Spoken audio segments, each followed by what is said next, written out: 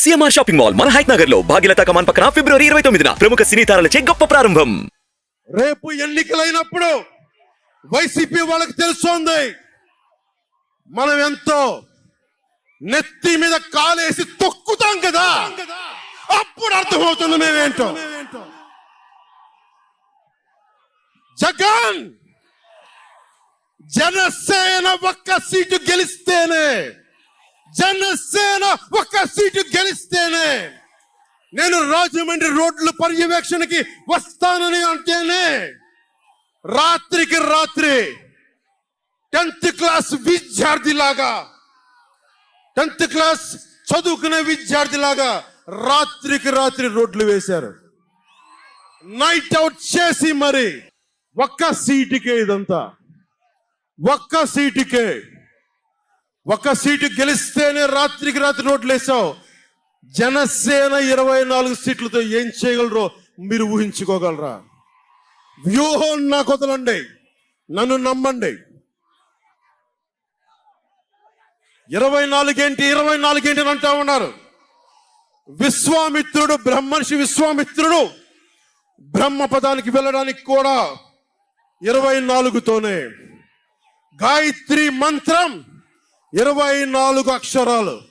అంకెలు లెక్క పెట్టదని చెప్పండి ఎవరిని, అంకెలు లెక్క పెట్టదని చెప్పండి ఎవరిని. పవన్ కళ్యాణ్ వంక కూడా చూడలేరని చెప్పండి. జనసేన మీద కన్నెత్తి కూడా చూడలేరని చెప్పండి. మనకి వైసీపీ జగన్ లాగా వేల కోట్లాది రూపాయలు వారసత్వంగా తినేసామా ఏంటి? మనం ఎన్నికలు రాగానే నియోజకవర్గానికి 50 నుంచి 100 కోట్లు తీయడానికి, ఖర్చు పెట్టడానికి, అన్ని స్థానాల్లో పోటీ చేయడానికి మన దగ్గర 50, 100, 1000 కోట్ల డబ్బులు ఉన్నాయా? మన దగ్గర దోచేసిన డబ్బులు ఉన్నాయా? లేదంటే 4 దశాబ్దాల సుదీర్ఘమైన అనుభవం ఒక వ్యవస్థలు ఉన్నాయా మన దగ్గర? తెలుగుదేశం పార్టీ నాయకుల్లాగా ఏమున్నాయి మన దగ్గర? వెతుక్కున్నాం, ఇటుక పెంచుకున్నాం.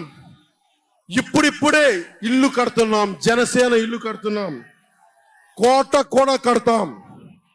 తాడేపల్లి జగన్ కోట కూడా బద్దలు కొడతాం.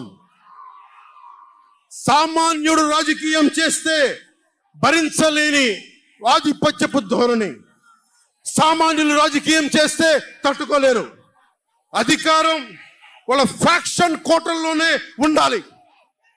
అది దాటి మనలాంటి మామూలులోకి వస్తే, మనం వ్యూహాలు వేస్తే, మనం పొత్తులు పెట్టుకుంటే వాళ్ళు భరించలేరు. అందుకని రకరకాలుగా చెప్తారు కథలు. సామాన్యుని రాజకీయం భరించమని చెప్పండి. జగన్ సామాన్యుడు రాజకీయం చేస్తే ఇలాగే ఉంటది. వ్యూహాలు వేస్తాం, పొత్తులు పెట్టుకుంటాం, నీ కోటలు బద్దల కొడతాం.